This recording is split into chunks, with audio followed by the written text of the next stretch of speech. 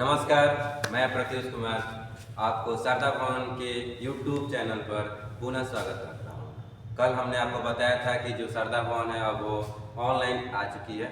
शारदा भवन की इस नए सीरीज में हम आपको इकोनॉमिक्स की सीरीज स्टार्ट करने वाले हैं। जो शारदा भवन हमारे विश्वामित्र अभियान के तहत चल रही है, उस शारदा भवन में आज हम लोग इकोनॉमिक्स का इंट्रोड्यूस करेंगे।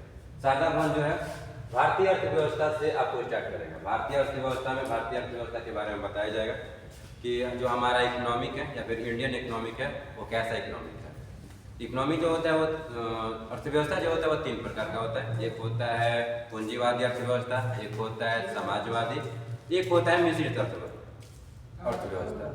जो हम लोग का मिश्रित अर्थव्यवस्था है वैसा ही भारत का अर्थव्यवस्था है, उसी को ध्यान में रखते हुए उसके बाद हम लोग आर्थिक विकास एवं नियोजन के बारे में डिस्कस करेंगे अपने इकोनॉमिक्स के सेक्शन में। उसके बाद मूल आर्थिक सिद्धांत कौन कौन से इकोनॉमिक में हमारा सिद्धांत है ये बात करेंगे। उसके साथ राष्ट्रीय आय, कृषि के क्षेत्र, उद्योग क्षेत्र, सेवा क्षेत्र, भारतीय वित्तीय प्रणाली एवं बीमा क्षेत्र, लोक क्षेत्र और वैदेशिक क्षेत्र जो हम लोग का इंटरनेशनल रिलेशन है वो भी बात कर लेंगे। इसके साथ साथ प्राकृतिक संसाधन एवं आधारभूत ढांचा के बारे में भी बात करेंगे और भारतीय अर्थव्यवस्था का सामाजिक ढांचा कैसा है। उसके बाद जनसांख्यिकी क्या है, राष्ट्रीय एवं अंतर्राष्ट्रीय वित्तीय संगठन जो हम लोग का WHO है, उसके बाद जो GATT है या फिर जो हम लोग का इंटरनेशनल अंतर्राष्ट्रीय वित्तीय प्रणाली है उसके भी बारे में बात करेंगे। और इन सबको छोड़ने के बाद इन सारे टॉपिकों के बाद जो बचता है उसके भी बारे में विविध में हम लोग पढ़ लेंगे। इन सब करने के बाद हम लोग का जो अगला कड़ी आता है वो आता है भारतीय अर्थव्यवस्था की। जो हम लोग का अगला टॉपिक आता है कि कौन सा ऐसा है कि भारतीय अर्थव्यवस्था के बारे में। भारतीय अर्थव्यवस्था में हम लोग भारतीय अर्थव्यवस्था की विशेषता पढ़ेंगे कि भारतीय अर्थव्यवस्था की क्या विशेषताएं हैं, जैसे बेरोजगारी या फिर जो हम लोग का गरीबी है और इस सब के बारे में बात करेंगे। उसके साथ साथ अर्थव्यवस्था का स्वरूप में वर्गीकरण कैसे है। जो अर्थव्यवस्था का स्वरूप है जैसे ये सामाजिक है या फिर ये संगठन में है, असंगठित है, ये सब के बारे में करेंगे। और अर्थव्यवस्था का क्षेत्र के बारे में बात करेंगे। जो हम लोग का क्षेत्र होता है प्राकृतिक क्षेत्र, द्वितीय क्षेत्र, तृतीय क्षेत्र, इस सब के बारे में भी बात करेंगे। उसके साथ साथ और जो हम लोग का चतुर्थ क्षेत्र, पंचम क्षेत्र भी आता है, इस सब के बारे में बात करेंगे। जो अगला हम लोग का टॉपिक होगा वो हो जाएगा आर्थिक विकास एवं नियोजन। ठीक है, आर्थिक विकास एवं नियोजन में आर्थिक विकास की हम लोग अवधारणा पढ़ेंगे कि आर्थिक विकास होता क्या है।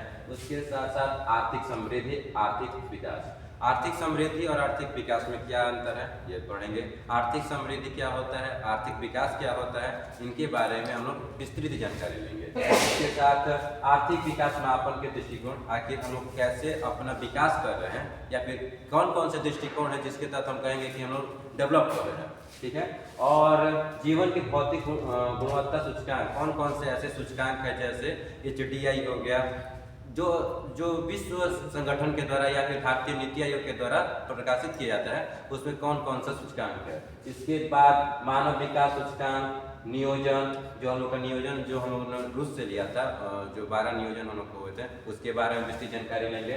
भारत में नियोजन का इतिहास, कैसा हम लोग का नियोजन का इतिहास रहा है, कहाँ से कब हम लोगों ने कौन सी नीतियाँ लाए, LPG कब लाए, इसके बारे में जानकारी लेंगे। पंचवर्षीय योजनाओं के बारे में जानकारी लेंगे।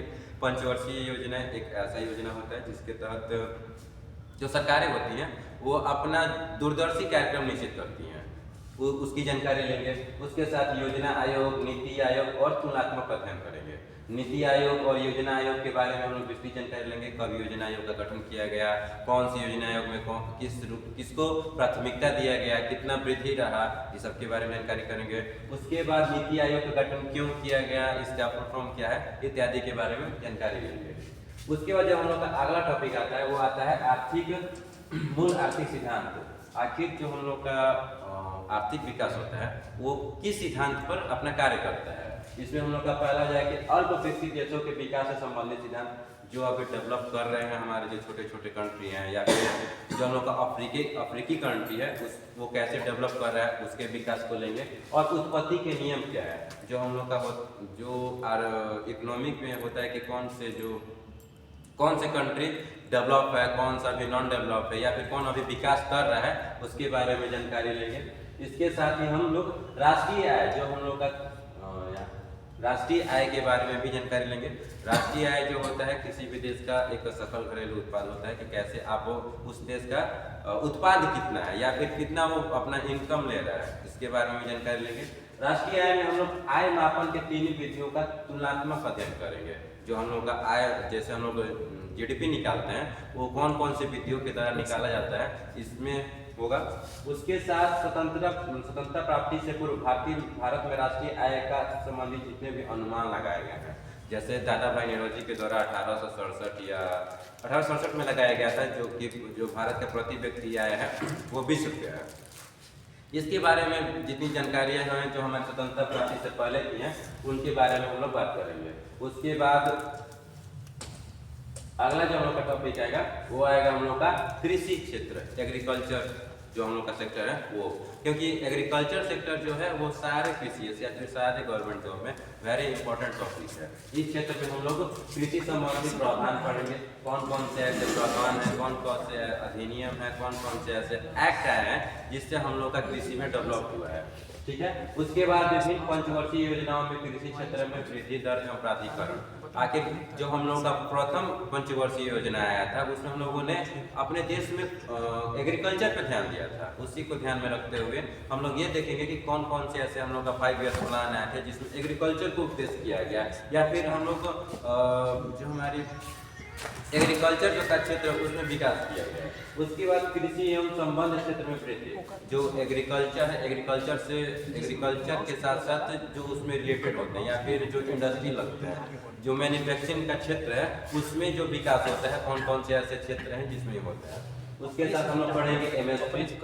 उसके बाद हम लोग पढ़ेंगे न्यूनतम समर्थन बिल या फिर मूल्य जो है एमएसपी जिसको कहते हैं, कि कौन से ऐसे अन्न है या फिर उत्पाद है या फिर फसल है जिसका कितना मूल्य निर्धारित सरकार के द्वारा किया जाता है, उसके बारे में जानकारी प्राप्त करेंगे। उसके बाद कृषिगत उत्पादन का मतलब ये है कि जो हम लोग का डेवलपमेंट या फिर जो हम लोग उत्पाद कर रहे हैं वो कितना होता है कृषि से। उसके साथ हम लोग भारत में खाद्यान्न उत्पादन, कौन से हमारे भारत में फसल है, कौन सा प्राथमिक फसल है, कौन सा खाद्यान्न फसल है, कौन सा हमारा जो फसल है कौन सा फसल हम लोग उसको क्या कहते हैं कि व्यापारी फसल हो गया, इस सब के बारे में बात करेंगे। उसके बाद हम लोग करेंगे फसलों की किस्में, जो रबी की फसल है उसमें कौन कौन सी किस्में आती हैं। उसके बाद रबी फसल, जायद फसल, खरीफ फसल में कौन कौन से फसल है उनके बारे में बात करेंगे।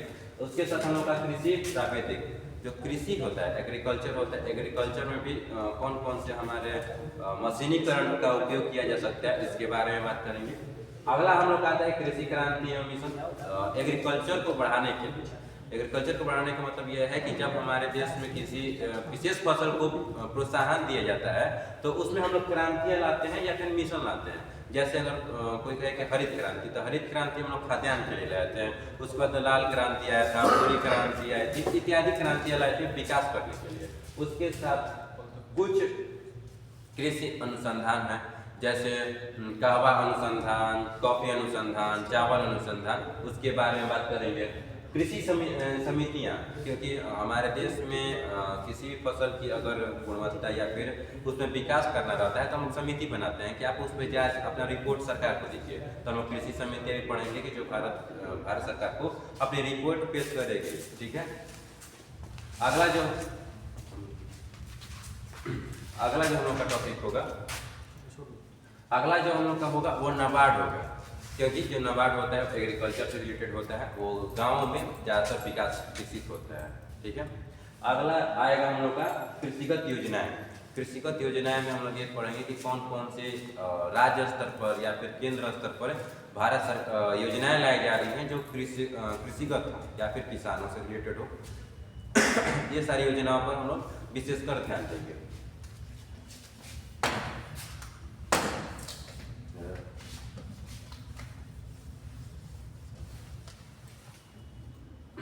उसके बाद जो हम लोग का अगला टॉपिक आता है वो है उद्योग क्षेत्र, इंडस्ट्री सेक्टर जो है हम लोग का इम्पोर्टेंट सेक्टर है।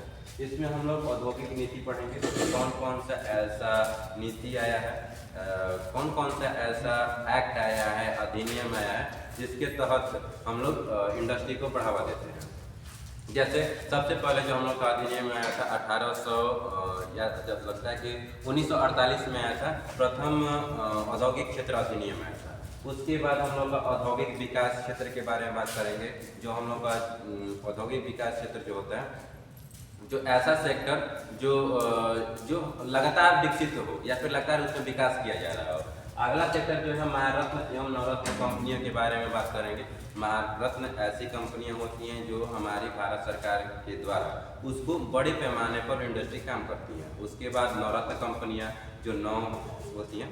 उसके बाद हम लोग करेंगे सूक्ष्म लघु और मध्यम उद्योगों के बारे में कि कौन कौन से ऐसे कैटेगरी हैं या फिर उसमें पैमाने हैं जिनके आधार पर हम लोग किसी उद्योग को सूक्ष्म उद्योग कहें, लघु उद्योग कहें या फिर मध्यम उद्योग के दायरे में ला सकते हैं। अगला जो हम लोग आता है औद्योगिक उत्पादन निर्देशांक। ऐसे कौन से निर्देशांक या फिर ऐसे कौन से रिपोर्ट है, सूचकांक है जिसके द्वारा हम लोग ये बता सकें कि उत्पादन एक निर्देशांक के जरिए उत्पादन कर रहा है।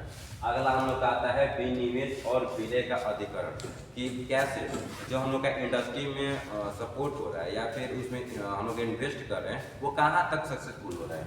इसके बाद हम लोग औद्योगिक वित्त, इंडस्ट्रीज में जो वित्त है फाइनेंशियल के बारे में बात करेंगे। औद्योगिक समितियाँ, कौन कौन से ऐसे समितियाँ बनाएगी जो हमारे उद्योग को बढ़ावा दे। उसके साथ साथ उद्योग सूती वस्त्र उद्योग, कहाँ सूती वस्त्र लगाए गए हैं इसके बारे में बात करेंगे। कृषि उद्योग, उर्वरक उद्योग, कंपनी अधिनियम एवं रोजगार मजदूरी। ये जो सेक्टर है या फिर ये जो टॉपिक है ये वेरी इंपॉर्टेंट टॉपिक है क्योंकि इसमें हम लोग रोजगार के बारे में बात कर रहे हैं और रोजगार के साथ साथ इसमें मजदूरी या फिर बेरोजगारी की भी हो जाएगा। मजदूरी अगर बात है तो इसमें बेरोजगारी जरूर छुपा है। इसके साथ साथ हम लोग मेक इन इंडिया प्रोग्राम जो हम लोग 2014 या 15 में मोदी जी के द्वारा चालू किया गया इसके बारे में बात करेंगे। इसके साथ स्टार्टअप इंडिया और मुद्रा योजना के बारे में भी बात करेंगे। साथ ही साथ अगर इस सारे टॉपिक्स औद्योगिक क्षेत्र से छूट गया हो तो विविध में भी हम लोग वो सेक्टर देख लेंगे। इन सारे सेक्टर को समाप्त होने के बाद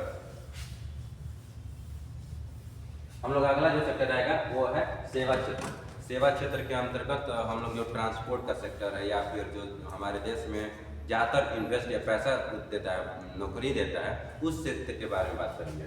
इसमें हम लोग का आ जाएगा सेवा क्षेत्र होता है क्या है इसके बारे में। सेवा क्षेत्र से संबंधित प्रमुख नीतियाँ कौन कौन सी हैं कि कौन कौन सी नीतियाँ हैं जिसे हम लोग सेवा क्षेत्र को कहेंगे। उसके बाद सेवाओं में व्यापार पर सामान्य समझौता क्या होता है कि आखिर जो सेवा क्षेत्र है उसमें सामान्य व्यापार का समझौता क्या हो रहा है, कैसे कहेंगे समझौता हो रहा है। इसके साथ भारत में सेवा क्षेत्र में की गई सरकारी पहल कि जो हम लोग का सेवा क्षेत्र है उसमें भारत सरकार कौन कौन से पहल कर रहा है कि हमारा जो भारत है वो विकास के पथ पर अग्रसर हो। क्योंकि ये कहा गया है कि जो विकसित देश होता है, विकसित देश ज़्यादातर वो सेवा क्षेत्र पर डिपेंडेंट होता है। जहाँ की जो प्राथमिक क्षेत्र होता है, जो एग्रीकल्चर होता है वो बहुत कम होता है या फिर नाम मात्र का होता है, लेकिन वहाँ का जो सेवा क्षेत्र होता है वो बहुत ही विकसित होता है। इसके साथ जो हम लोग का अगला टॉपिक आएगा वो आएगा भारतीय वित्तीय प्रणाली। ये भी टॉपिक किसी से कम नहीं है क्योंकि भारतीय वित्तीय प्रणाली में हम लोग सब कुछ पढ़ने वाले हैं। इसमें हम लोग ये पढ़ेंगे मौद्रिक नीति क्या होता है, कौन कौन से होते हैं, कौन कौन सी नीतियाँ होती हैं, जैसे साख नीति होता है, क्रेडिट कार्ड नीति होता है, इसके बारे में जानकारी लेंगे।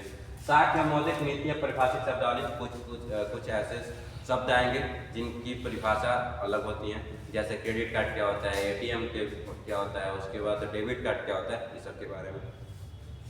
मुद्रा एवं ऋण जो हम लोग का कैश होता है उस और ऋण जो लेता है, जो बैंक आरबीआई से लेता है, आरबीआई विश्व बैंक से लेता है, सरकार जो होती है विश्व बैंक से लेती है, इन सभी ऋणों से हम लोग जानकारी लेंगे। उसके साथ मुद्रा का कार्य क्या है ये पढ़ेंगे। मुद्रा की माप कैसे होती है इसको पढ़ेंगे। मूल्य सूचकांक क्या होता है इसको पढ़ेंगे। उसके बाद मुद्रा स्फीति क्या होती है, वेरी वेरी इंपॉर्टेंट है टॉपिक। ये जो है वो सबसे इम्पोर्टेंट टॉपिक है मुद्रास्फीति पूरे इकोनॉमिक्स में। इसके साथ आरबीआई में बैंकिंग प्रणाली पढ़ेंगे। उसके साथ साख नियंत्रण की विधियाँ पढ़ेंगे। वाणिज्यिक बैंक पढ़ेंगे जो हमारी सरकारी बैंक हैं, जो हमारी कमर्शियल बैंक हैं उसके बारे में जानकारी लेंगे। इसके साथ साथ पूंजी बाजार के बारे में पढ़ेंगे, जो हम लोगों का फाइनेंशियल मार्केट होता है इसके बारे में बात करेंगे। इसके साथ भारतीय वित्तीय प्रणाली सेक्टर खत्म होने के बाद हम लोग बीमा क्षेत्र के बारे में पढ़ेंगे। बीमा क्षेत्र कि भारतीय बीमा क्षेत्र जो है LIC के द्वारा जो चलाई जाती है उसके बारे में बात करेंगे, या फिर कोई भी बैंक के द्वारा जो बीमा चलाई जाती है जन्म के साथ या फिर मृत्यु के साथ, वो सारी योजनाओं को हम लोग ध्यान में रखें, इसको करेंगे। ठीक, उसके साथ हम लोग लोक वित्त के बारे में पढ़ेंगे। ये भी टॉपिक बहुत इम्पोर्टेंट है, क्योंकि लोक वित्त जो है फाइनेंशियल जो होता है क्या कौन कौन से ऐसे क्षेत्र हैं जिससे हमें जन सामान्य को में भागीदारी होगा। इसमें पहला हो जाएगा आपका बजट, जो हर साल सरकार ले आती है, उसके साथ बजटीय घाटा। बजटीय घाटा क्या होता है? FRBM एक्ट क्या है, उसके बाद GST क्या है। GST आप लोग को मालूम होगा कि GST सबसे पहले फ्रांस के द्वारा हम लिए थे 2017 में। उसके बाद राजकोषीय नीति क्या होती है, उसके बाद वित्त आयोग क्या होता है। इस सभी के इस सारे टॉपिक्स को हम लोग लोक वित्त के अंडर में पढ़ेंगे। इसके साथ अगर सब हो जाता है तो अगला टॉपिक हम लोग का आता है वैदेशिक क्षेत्र। वैदेशिक मतलब जो विदेशों से हम लोग अपना फंड उसमें कैलकुलेट या फिर रिलेक्ट करके जोड़ कर हम लोग पढ़ेंगे। इसमें आएगा अंतर्राष्ट्रीय व्यापार, कौन कौन से देश है, कौन कौन से संगठन है जिनसे हम अपना व्यापार करते हैं। दूसरा आता है विदेशी व्यापार नीति, कौन कौन सी नीति हैं जिनके तहत हम दूसरे देशों से अपना व्यापार नीति करते हैं। इसके तीसरा आता है विदेशी निवेश संवर्धन बोर्ड, क्योंकि 2 से अधिक देशों को चलाने के लिए एक बोर्ड की स्थापना की गई होगी। उस बोर्ड के बारे में पढ़ेंगे, उसकी स्थापना कब किया गया था, कितने उसमें संगठन है, कहाँ मुख्यालय है, कहाँ उसकी स्थापना की गई थी, इस सब के बारे में पढ़ेंगे। अगला आता है विशेष आर्थिक क्षेत्र, जो हम लोग सेज करते हैं, क्योंकि एक क्षेत्र को हम लोग ज़्यादातर विकास करने के लिए कर देते हैं। उसके साथ स्वतंत्र व्यापार क्षेत्र, EPZ क्या होता है, प्रत्यक्ष विदेशी निवेश क्या होता है, FEMA क्या होता है, उदारीकरण, यहाँ पे उदारीकरण क्या होता है, निजीकरण क्या होता है, वैश्वीकरण इत्यादि सभी टॉपिकों को ध्यान में रखकर हम लोग पढ़ेंगे। उसके बाद अवमूल्यन क्या है, विदेशी विनिमय दर क्या है, भारत में विदेशी विनिमय दर प्रणाली के मूल्य परिवर्तन कैसे होता है, इन सारी टॉपिकों को ध्यान से। उसके साथ भुगतान संतुलन, ट्रेंड, विदेशी ऋण कैसे किया जाता है, टॉपिक्स को विदेशी क्षेत्र में हम लोग ध्यान में रखकर पढ़ेंगे। अगला जो हम लोग आता है, अगला जो हम लोग का टॉपिक आएगा वो आता है हम लोग का प्राकृतिक संसाधन एवं आधारभूत ढांचा। इसमें हम लोग जो किसी देश में पाए जाते हैं जो संसाधन होते हैं, एक तो होता है आपका खनिज संसाधन। खनिज संसाधन में हम लोग का होता है जहाँ पर कौन कौन से पदार्थ या फिर खनिज पाए जाते हैं, उसको ध्यान में रखेंगे। जैसे राजस्थान में हम लोग का तांबा, जिप्सम इत्यादि पाया जाता है। उसके साथ ऊर्जा संसाधन, क्योंकि कहीं पे बिजली है, कहीं पे पवन ऊर्जा है, कहीं सौर ऊर्जा है। परिवहन एवं संचार के बाद पढ़ेंगे, क्योंकि उसके साथ आधारभूत ढांचा के बारे में भी देखेंगे कि इंफ्रास्ट्रक्चर का कौन सा ऐसा क्षेत्र होता है जिससे हम लोग उसमें विकास करेंगे। इन सारी घटनाओं के बाद भारतीय अर्थव्यवस्था को देखने के साथ साथ सामाजिक क्षेत्र में भी कौन कौन से बदलाव होंगे या फिर कौन कौन से सुधार होंगे, उसको भी ध्यान में देखेंगे। जैसे गरीबी एवं बेरोजगारी, तेंदुलकर कार्यविधि, गरीबी अवमूल्यन एवं रोजगार कल्याण संबंधी योजनाएं क्या क्या आया है, राष्ट्रीय खाद्य सुरक्षा मिशन कब आया था, कब आया है, कौन कौन से क्षेत्र पे आया है, उसको ध्यान में रखेंगे। उसके साथ कौशल विद्या से संबंधित योजनाएं क्या है, स्किल डेवलपमेंट से संबंधित, सेवा योजना क्या है, ई राशन कार्ड योजना क्या है, मनरेगा क्या होता है, स्वर्ण जयंती क्या है, ये सभी योजनाएं हैं। ग्राम रोजगार योजना क्या है, गरीबी उन्मूलन कौन कौन सी योजनाएं लाया गया है, ये सभी की जानकारी में रखेंगे हम लोग। इन सारे टॉपिक्स को हम लोग भारतीय अर्थव्यवस्था के सामाजिक क्षेत्र में पढ़ेंगे। और जो हम लोग का अगला जो टॉपिक आएगा वो बहुत है, क्योंकि इकोनॉमिक जो है वो हमारे देश के साथ साथ विश्व में एक पहल या फिर कड़ी के रूप में जुटी हुई है। तो सारी टॉपिक्स को अगर नहीं होता है तो ETC मतलब विविधता के रूप में देख सकते हैं। इसी के साथ आज का जो हम लोग का इकोनॉमी का इंट्रोडक्शन सेक्शन था उसको समाप्त किया जाता है। समाप्त करने के बाद शारदा फैमिली या फिर शारदा का खाना का जो YouTube चैनल है आपको थैंक यू करते हैं। और जाते जाते या फिर जाने से पहले एक शायरी है जो आपको बोल दिया जाए कि एक बड़े पहाड़ पे चढ़ने के बाद यही पता चलता है कि अभी ऐसे कई पहाड़ चढ़ने के लिए बाकी हैं। अर्थात शारदा जो हम लोग का YouTube चैनल है आज इकोनॉमी का जो सीरीज है उसको स्टार्ट किया है, लेकिन अभी बहुत सारे सेगमेंट्स हैं या फिर बहुत सारे सब्जेक्ट हैं जिनको ध्यान में रखकर हम लोग आगे बढ़ेंगे। इसी के साथ धन्यवाद। शारदा भवन, good night, all the best.